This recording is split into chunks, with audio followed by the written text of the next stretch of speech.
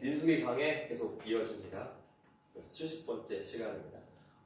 네, 오늘은 나의 자리에 감사라는 제목으로 말씀 전하겠습니다. 동물학교라는 책을 보면 이런 이야기가 나옵니다. 치타는 달리기가 빠르도록 몸의 구조가 원래부터 그렇게 만들어졌습니다. 하나님이 그렇게 원래부터 만들어 놓으신 거죠. 그래서 치타가 달리기 과목에서는 전교 1등입니다. 근데 오리는 몸의 구조상 뒤뚱뒤뚱 잘 뛸 수가 없습니다. 그래서 선생님이 항상 혼을 내면서 나무라고 하고 달리기 보충 수업을 시킵니다. 집에서는 부모님이 달리기 과외를 시켜요. 우리가 이렇게 연습을 너무나 많이 해서 물갈퀴가 다 너덜너덜해졌습니다. 원래 우리는 물에만 넣으면 방해될 자가 없습니다. 하루 종일 놀 수도 있고 잠수로 그 포식자들을 막 놀리기도 해요. 이것이 오늘날 우리 현대인들의 모습이 아닌가 생각해 보았습니다. 가도록 되어 있는 그 길들을 버리고 다른 사람과 비교할 때 또 부러워하고 원망하고 불평하다가 내가 원래 가야 할 길을 다 잃어버리는 것이죠.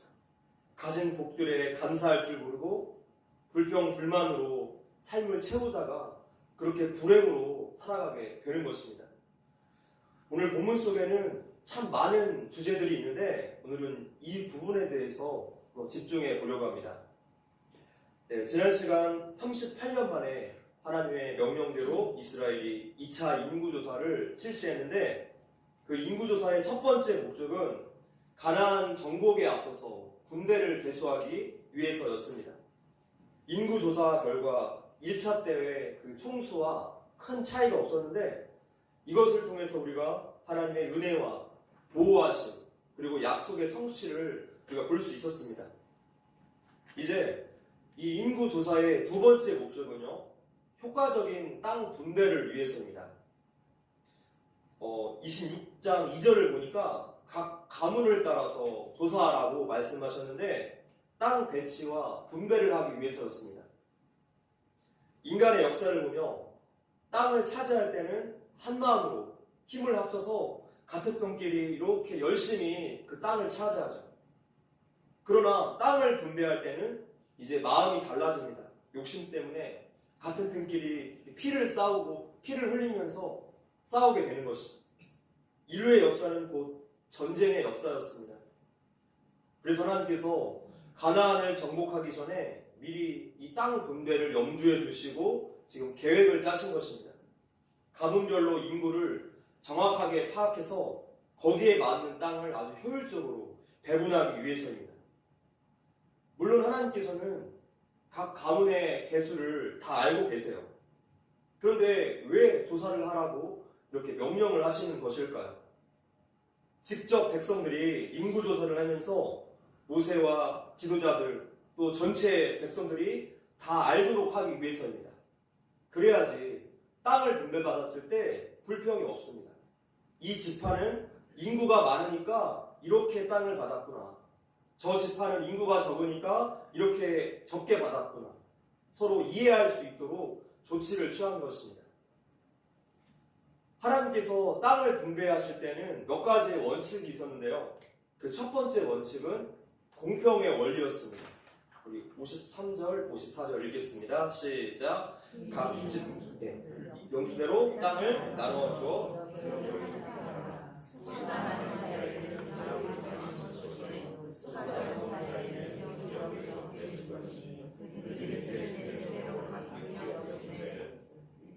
네, 이렇게 각 지파와 가문별로 숫자를 파악해서 인구 비례대로 땅을 나누어 주시겠다는 것입니다. 그렇게 하지 않으면 힘센 사람이 땅을 많이 차지하게 될 거예요. 인간의 역사는 늘 그랬습니다. 힘센 나라가 땅을 다 차지했어요. 그런데 하나님께는 이것이 통하지 않는다는 것이죠.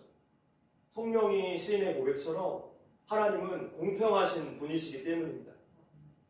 그래서 이 지도를 보시면 인구가 가장 많았던 가장 아래쪽이죠. 그 검은 색깔 유다 지파가 가장 넓은 땅을 분배받았어요. 땅을 많이 받았다고 단순히 좋아할 일은 아닙니다. 넓은 땅을 받았다는 것은 그만큼 져야 할 책임도 크다는 뜻이죠. 나중에 유다 지파가 할당받은 그 영토 안에 무서운 거인족, 아낙 자손들이 지키고 있었던 헤브론 땅이 있었습니다. 그들과 전쟁을 벌여야 했어요. 또한 훗날에 이스라엘에서 땅을 많이 가진 사람에게는 세금을 더 많이 내도록 했고 적은 자에게는 적게 내도록 요구합니다. 소유가 큰 만큼 져야 할 책임이 큰 거죠. 우리가 신약성경에서 5달란트, 또 2달란트, 1달란트의 비율을 기억하십니까? 받은 만큼 책임을 지라는 것입니다. 우리가 물질을 많이 받았고 또 높은 자리에 올랐고 명예를 얻었고 좋은 머리, 많은 재능들을 받았다며 그만큼 책임과 결과를 하나님께서 물어보실 거예요. 하나님과 만나는 그 마지막 날을 생각해 본다면 결코 부러워할 일이 아닌 거예요. 오히려 내가 많이 받았다면 그것은 두렵고 떨리는 일입니다. 그래서 성경이 가르치는 이 공평한 분배라는 것은 다 똑같이 받는 것이 아니라 각자 감당할 수 있는 것만큼, 책임질 수 있는 것만큼 받는 것이죠. 이러한 사실들을 우리가 인정할 때 우리는 가진 것에 만족하고 감사하는 삶을 살게 됩니다. 땅 분배의 두 번째 원칙은 바로 하나님의 주권의 원리였습니다. 우리 55절 읽어볼게요. 시작. 오직 그 땅을 제비 뽑아 나누어 그들의 조상 지파의 이름을 따라 얻게 할지니라. 지금 땅의 넓이가 인구수에 비례했습니다. 근데 땅의 위치는 제비를 뽑아서 결정하겠다라고 말씀하십니다. 이것이 하나님의 절묘한 방법이죠. 이 제비 뽑기에는 인간의 계획이나 수가 끼어들 여지가 없습니다. 불가항력적인 이런 일인 거예요. 그래서 인간 편에서는 운이다, 우연이다 이렇게 말하겠지만 하나님 편에서는 섭리의 한 방법입니다. 아무리 넓은 영토라고 할지라도 쓸모없는 땅들이 있을 거예요. 반면에 호남평야처럼 그런 기름진 땅도 있을 것입니다. 예나 지금이나 부동산은 위치가 중요하지 않습니까? 산이냐, 평야냐, 또 강을 끼고 있느냐, 아니냐. 여기에 따라서 이 집값이, 땅값이 천지 차이가 나죠. 이 한강뷰 아파트, 꿈도 못 꿀 가격입니다. 그래서 어느 위치에 있는 땅을 누가 선점하느냐. 이것을 너희들이 알아서 의논해서 결정하라 하면 100% 전쟁난. 죄성을 가진 인간들은 눈앞에 있는 물질에 자유하지 못합니다. 욕심을 내게 되어 있어요. 그래서 하나님께서 제비를 뽑아라. 그러면 내가 결정해 줄게 라고 하신 것이에요. 그래서 아무도 이 일을 제기할 수 없도록 만드셨어요. 지금 이 부분을 오늘의 주제로 삼고 지금 끝부분에서 다시 한번 더 깊이 다루도록 하겠습니다. 이 본문의 두 번째 인구조사에 나타난 각 가문들의 이야기가 이제 기록이 되어 있는데 이제 그것을 보려고 합니다. 자, 첫 번째는 르우벤 지파와 시므온 지파의 쇠락사입니다. 2차 인구조사는 이제 26장 5절부터 시작이 되죠. 르우벤 지파부터 시작합니다. 르우벤 지파가 이 장자 가문이라는 것을 강조하고 있고 르우벤 지파의 다단과 아비람이 반역 사건으로 인해서 모세와 아론의 권위에 도전했다가 가문이 다 멸족당한 그런 사실을 기록하고 있어요. 우리는 장자 지파인데 왜 우리가 제사장이 되지 못하냐 이러한 생각에 반역을 했는데 하나님이 세우신 그 권위에 도전했다고 그들이 저주를 받고 그 지파 전체 숫자가 확 감소해버립니다. 르우벤 지파보다 더 급격한 쇠락을 보인 지파는 바로 지난 시간에 보았던 시므온 지파예요. 1차 인구조사 때는 59,300명에 달하더니 두 번째 조사 때는 22,500명. 그러니까 인구가 50% 넘게 확 줄어버렸어요. 과거를 거슬러 올라가 보면 야곱의 딸 디나 사건 때 레위와 시므온이 죄를 지었는데 아버지 야곱이 유언으로 그들을 저주했어요. 그렇게 시간이 흘러서 지난 시간 시딤에서 그 음행한 사건 때문에 역병으로 하나님께서 이스라엘을 24,000명을 치셨는데 그때 대부분 여러분, 이 시므온 지파 남자들이 죽었던 것으로 추정이 됩니다. 왜냐하면 비느하스의 창에 찔려서 죽은 그 사람이 시므온 지파의 족장이었죠. 그렇다면 자기만 죄를 범한 것이 아니라 자기 지파 사람들을 선동해서 그가 주동자가 되어서 이렇게 죄에 끌어들인 것이죠. 우리 사람이 원래 그렇습니다. 죄를 지을 때 꼭 다른 사람들을 끌어들여서 공범을 만들어요. 나와 같은 사람을, 같은 처지를 많이 만들면 만들수록 이 죄책감을 조금이라도 더 덜어버릴 수가 있기 때문이죠. 학교에서 잘못한 그 학생이 있습니다. 또 가정에서 잘못한 아이가 있어요. 이 학생과 아이를 혼내며 이 아이들이 100이면 100 똑같은 말을 해요. 왜 나만 혼내요? 쟤도 그랬는데. 꼭 이 말을 합니다. 예전에 사랑이가 학교에서 집으로 돌아오고 있는데 배달 오토바이가 인도로 막 오더랍니다. 사랑이가 그 아저씨한테 따지는 거예요. 왜 법을 지키지 않냐고. 그런 면이 좀 있어요, 사랑이가. 그래서 배달원이 너는 모든 법을 다 지키냐? 하면서 막 보려 화를 낸다는 거예요. 자신의 잘못은 뒤돌아보지 않고 오히려 억울해하는 것이 죄인들의 특성이에요. 그렇게도 공범을 다 끌어들여서 마음의 죄책감을 조금이라도 없애려고 하는 거죠. 이것이 오늘 우리들의 모든 죄인들의 특징입니다. 자, 이렇게 문제 있는 곳에는 시므온 지파가 빠지지 않았습니다. 이렇게 하루아침에 시므온 지파 남자 수가 확 줄어버렸습니다. 그러다 보니까 땅 분배도 그 유다 지파 아래에 포함되어 있어요. 그 시므온 지파 땅 크기가 좀 잘못 나와 있는데 아주 적은 그 양입니다. 훗날 약속의 땅에 들어가서도 유다 지파의 땅을 조금 빌려가지고 간신히 살아남았다가 이제 흡수가 돼요. 유다 지파에. 그래서 그렇게 사라져버리죠. 여러분, 부모가 하나님을 향한 믿음으로 거룩으로 살아야 합니다. 부모가 세상 가운데 거룩을 잃어버리고 믿음으로 살지 않는다면 나 자신과 우리 자녀들의 미래를 닫아버리게 되는 거예요. 부모의 거룩과 믿음이 자녀들에게 복의 대로를 열어주는 셈이 되는 거죠. 이 사실을 우리가 반드시 기억해야 합니다.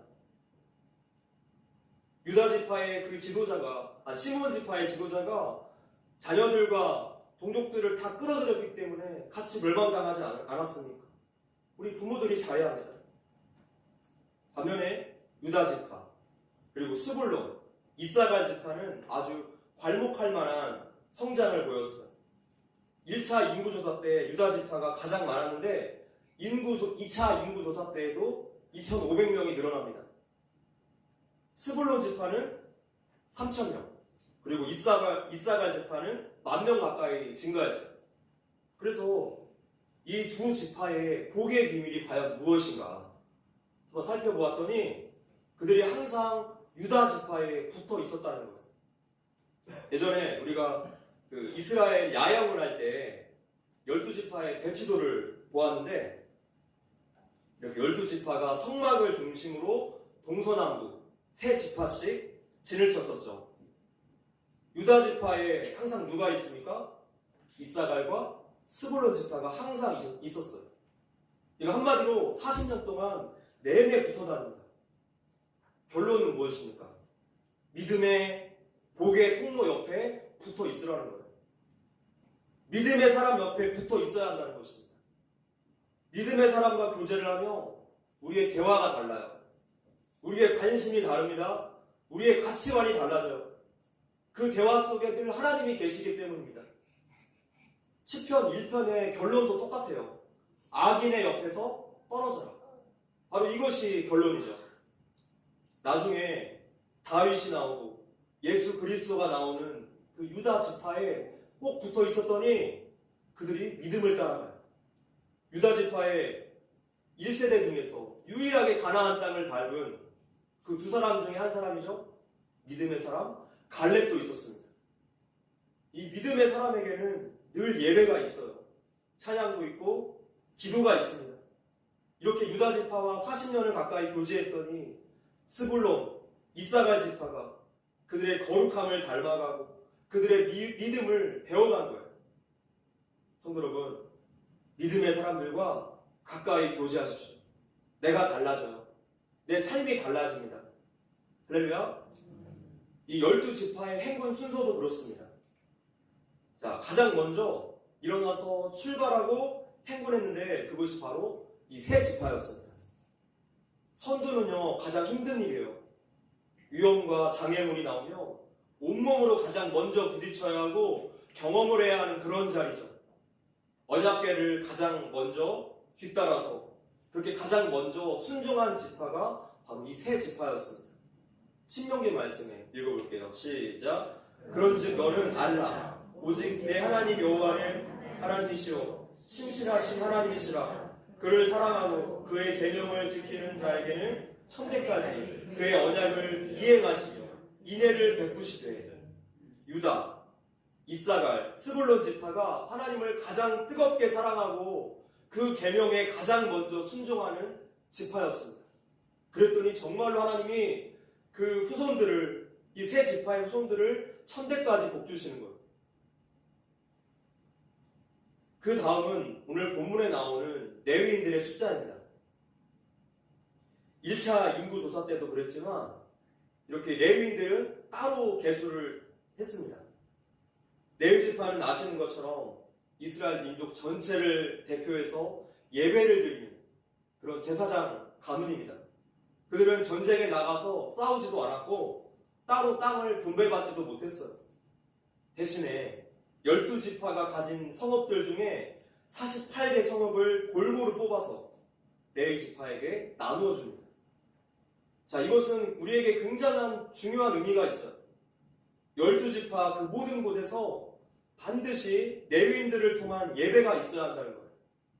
예배를 평상시에도 가까이 하게 하시려는 하나님의 계획하심이죠. 그렇게 레위 지파는 하나님께 예배를 인도하는 사람으로서 12지파가 사는 그 모든 곳에 다 흩어져서 살게 됩니다. 자, 그런데 레위인들이 예배 인도자였지만 그들 또한 온전한 사람들은 아닙니다. 처음에 금송아지 우상을 만들고 그렇게 사고를 친 아론이 레위인이었죠.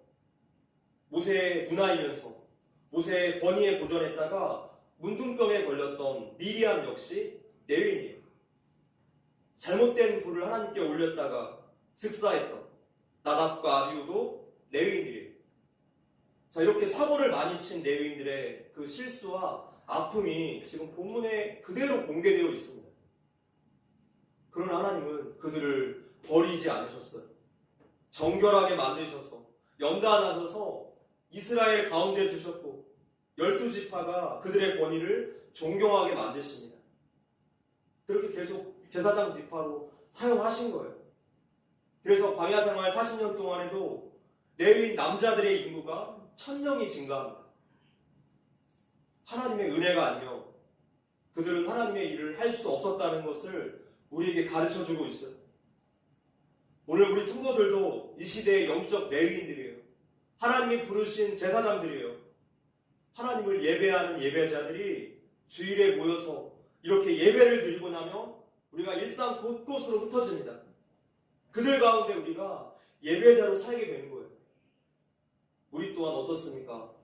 허물 많고 넘어지고 연약한 존재이지만 그래서 하나님께서 때로는 매를 드세요.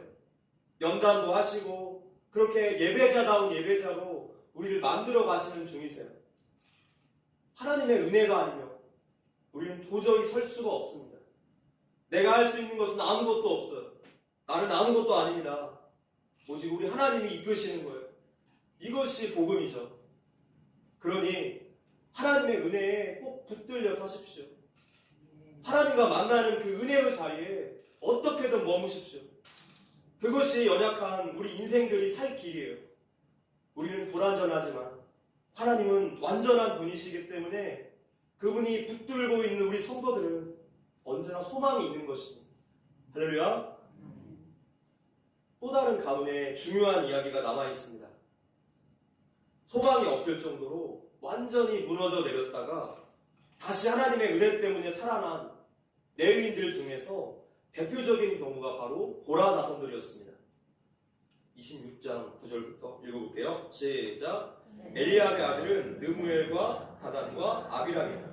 이 다단과 아비람은 회중 가운데서 부름을 받은 자들이니 고라의 무리에 들어가서 모세와 아론을 거슬러 여호와께 반역할 때 땅이 그 입을 벌려서 그 무리와 고라를 삼킴에 그들이 죽었고 당시에 불이 250명을 삼켜 징표가 되게 하였으나 고라의 아들들은 죽지 아니하였다.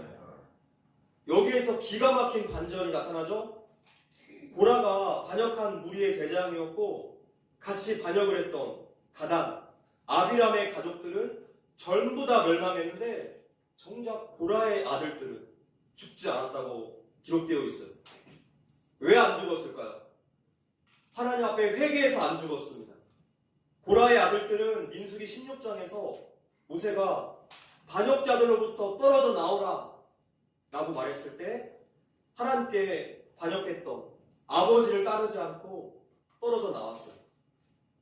친아버지라고 할지라도 하나님을 거역하는 일에 동참하지 않은 그 무서운 결단을 이 고라의 아들들이 했다는 거죠. 그렇게 완전히 다 무너질 뻔했던 가문을 고라의 아들들이 바꾸어 놓습니다. 그때부터 그들이 계속해서 제사를 드리는 레위인의 직책을 감당하다가 다윗 왕 시대에는 이제 성전 문지기가 됩니다. 바로 다윗이 시편에서 고백했던 것처럼 그가 그토록 부러워했던 성전 문지기가 된 거예요. 찬양대 전체를 총괄하는 영광스러운 직분자들이 되어서 지금도 우리가 시편을 읽어보면 고라의 자손들이 쓴 찬송시가 굉장히 많이 나오죠. 고라의 아들들은 하나님을 거역하는 반역의 가문으로서 역사 내내 사람들의 지탄의 대상이 될 뻔했는데 그들의 그 피나는 회개, 그 결단이 아버지가 저지른 죄 사슬을 끊고 나왔어요. 그래서 고라 가문이 어쩌면 이스라엘 군대와 처음 가나안 땅을 밟을 때 가장 감격하고 가장 감사하고 그렇게 울었을 것 같아요. 우리 하나님은 연좌제를 묻지 않으십니다. 하나님께 큰 죄를 짓고 심판받아 마땅한 자라고 할지라도 회개하고 돌이킨다면 귀하게 쓰임받을 수 있어요. 사도 바울의 삶이 그랬지 않습니까? 교회 역사상 가장 크게 잘못한 사람이에요. 그런데 그 사람이 회개하고 돌아서니 교회 역사상 가장 위대한, 가장 큰 인물로 쓰임받게 되지 않았습니까? 회개할 때 하나님의 은혜가 임합니다. 할렐루야. 반대로 가장 잘 나갔던 장자의 가문이라고 할지라도 타락하면 심판을 받습니다. 이것이 두 번째 인구조사에 나타난 교훈들이죠. 하나님은 광야에서도 변함없이 이스라엘을 신실하게 지켜주셨습니다. 그들은 굶어 죽지 않았습니다. 목말라 죽지 않았어요. 병으로도 죽지 않았습니다. 적의 창과 칼에도 죽지 않았어요. 언제 죽었습니까? 죄에 빠져서 하나님께 불순종하고 반역했을 때만 죽었습니다.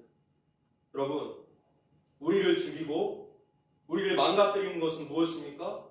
바로 우리가 짓는 죄 때문에 그래요. 그래서 우리는 성도들은 늘 하나님 앞에 회개해야 하고 늘 거룩해야 합니다.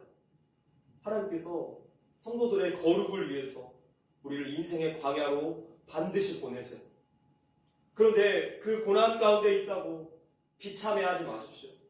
절망하지 마십시오. 우리 지금 속사람이 날로 강해지고 있어요. 우리의 속사람은 날로 새로워지고 있습니다. 삶의 고난 가운데 우리의 믿음이 강해지고 우리의 기도가 강해지고 우리의 회개가 강해지고 있어요.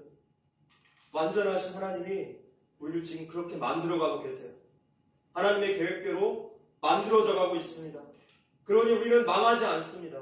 그러니 염려하지 마십시오. 할렐루야. 오늘 본문 마지막 구절은 이렇게 결론을 내립니다. 읽어볼게요. 시작. 이는 모세와 제사장 엘르아살이 계수한 자라. 그들이 여리고 맞은편 요단과 이스라엘 자손을 계수한 중에는 모세와 제사장 아론이 한 사람도 들지 못하였으니. 마지막 절, 이는 여호와께서 그들에게 대하여 말씀하시기를 그들이 반드시 광야에서 죽으리라 하셨으니라. 이러므로 여분네 아들 갈렙과 눈의 아들 여호수아 외에는 한 사람도 남지 아니할 것이라. 자, 이 무서운 말씀을 왜 맨 마지막에 붙었을까요? 불평과 원망의 말을 쏟아놓던 출애굽 1세대들은 한 사람의 예외도 없이 다 광야에서 죽어야 했습니다. 불평은 불신앙입니다. 하나님의 약속은 반드시 성취된다는 사실을 너희들이 직접 보고 이것을 믿으라는 교훈이에요. 자, 이렇게 각 지파의 숫자에 저마다의 인생 스토리들이 가득 들어있었습니다. 우리는 어떤 가문의 전철을 따라야 하겠습니까? 이제 처음에 말씀드린 그 제비뽑기와 관련된 하나님의 주권에 대해서 한번 생각을 해봅시다. 잠언 말씀이요. 한번 읽어볼게요. 시작. 제비는 사람이 뽑으나 모든 일을 작정하기는 여호와께 있느니라. 아멘. 이 제비뽑기를 통해서 하나님께서 이스라엘에게 땅 분배를 해주셨으니까 불평하면 안 된다는 거예요. 하나님이 결정하신 것이니까 내 짧은 생각으로 당장은 이것이 마음에 안 든다고 해도, 당장은 손해인 것 같아 보여도 나보다 나를 더 잘 아시는 하나님이 나에게 최고의 것을 주셨음을 믿고 감사하며 살면 그 땅에서 복을 누리게 되는 거예요. 이스라엘은 이것을 기억해야 했습니다. 하나님이 각 지파에게 분배해 주신 땅은 그 지파에게 가장 잘 맞는 맞춤식 선물이었어요. 맞춤식 선물. 자, 예를 들어서 이사갈이나 아셀이나 납달리 지파는 위쪽에 있는데요. 이사갈, 납달리, 아셀, 이 지파는 굉장히 평화롭고 온순한 지파였습니다. 그래서 그들은 열심히 농사만 지으면 되는 그런 평야를 기업으로 받았던 거죠. 또 타고난 장사꾼들, 그러니까 기업가들이 많은 이 스불론 지파. 여기 있습니다. 스불론. 이 스불론 지파는 서쪽으로는 지중해가 있고 또 바로 옆에 갈릴리 호수를 끼고 있는데 천하 사방으로 장사를 할 수 있는 자리에 기업을 분배받은 거예요. 그리고 맨 위에 있는 단지파, 여기에는 용맹한 전사들이 굉장히 많았는데 지도에서 보시면 블레셋 또 아모리와 국경을 마주하고 있어요. 그 자리에 땅을 분배받았죠. 그러니까 단의 전투력이 아니면 이 땅을 지켜낼 수가 없는 거예요. 자, 이렇게 하나님께서 각 지파에게 주신 그 은사대로 감당할 수 있는 땅을 제비뽑기를 통해서 분배받았어요. 우리 한 사람 한 사람을 향한 하나님의 복은 맞춤식 복이에요. 하나님은 나에게 어떤 재능, 어떤 성격, 어떤 인생 스토리가 있는지 가장 잘 아시는 분이십니다. 그래서 나에게 가장 잘 맞는 복을 그대로 주시는 거예요. 내가 지금 살아가고 있는 이 시간대, 내가 살아가고 있는 이 장소는 내가 결정한 것이 아니라 하나님이 처음부터 계획하셨고 하나님이 뜻하신 목적 가운데 보내셨기 때문에 내가 오늘 여기에 있게 된 거예요. 그래서 모든 성도들은 하나님께 보냄을 받은 자들입니다.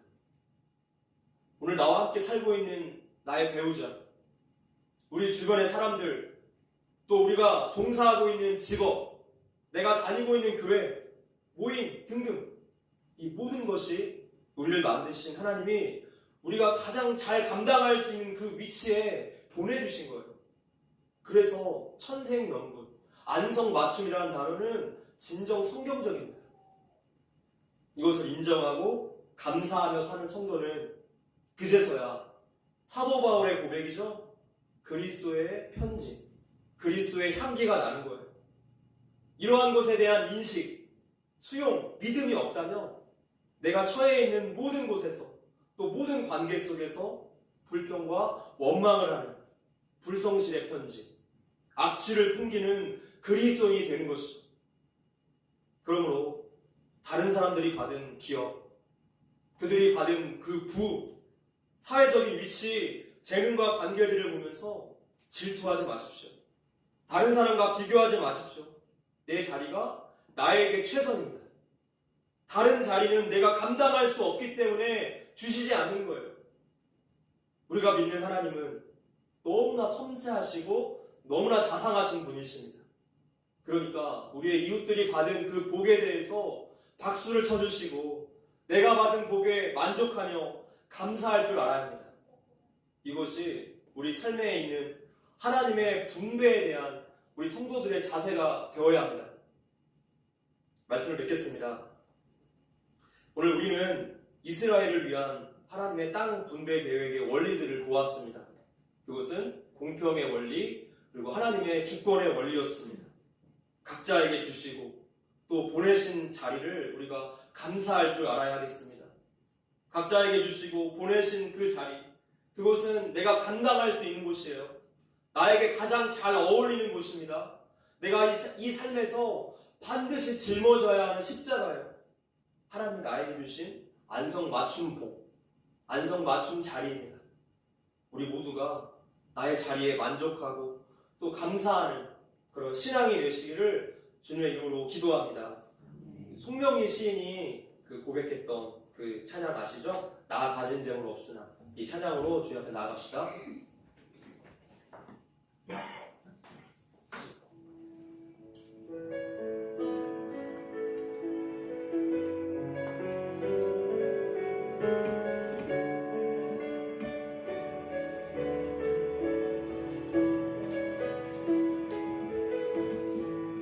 하나님께서 우리 각자를 곳곳에 예배자로 보내셨습니다.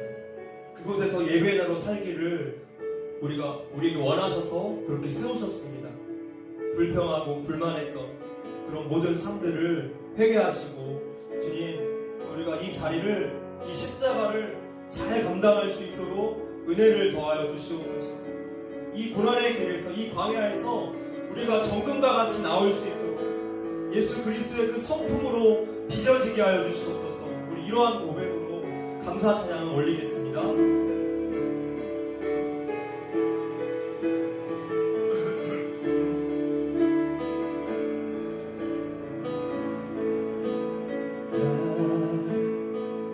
가진 재물 없으나 많이 가진 지식 없으나 남에게 있는 건 아니지 않으나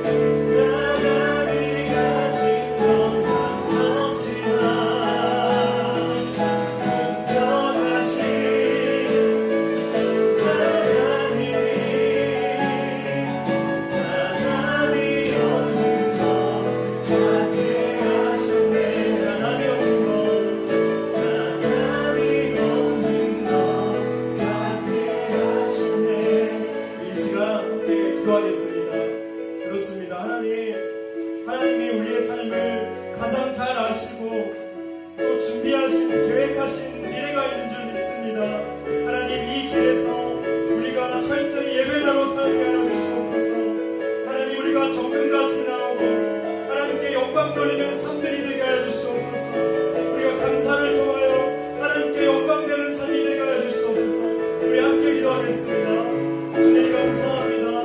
우리에게 보내주신 모든 길, 모든 자리가 하나님 우리가 인정하고 주 앞에 감사하는 신앙들이 되게 하여 주시옵소서. 하나님 공평하신 하나님, 우리가 만족하고 주님 앞에 감사를 돌릴 수 있게 하여 주시옵소서.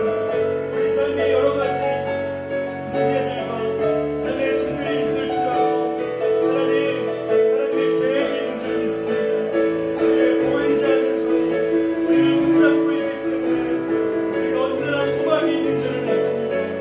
하나님, 우리를 고쳐주시옵소서. 용기를 주시옵소서. 소망을 주시옵소서. 하나님 바라보고 절망하지 않게 하시옵소서.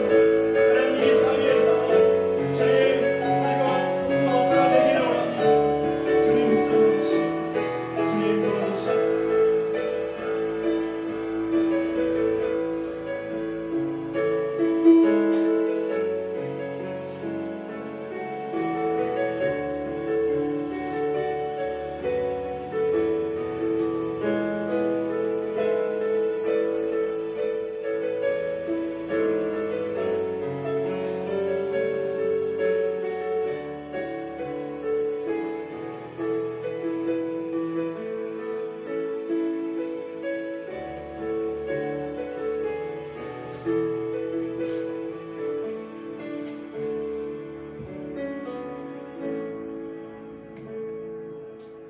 하나님 감사합니다.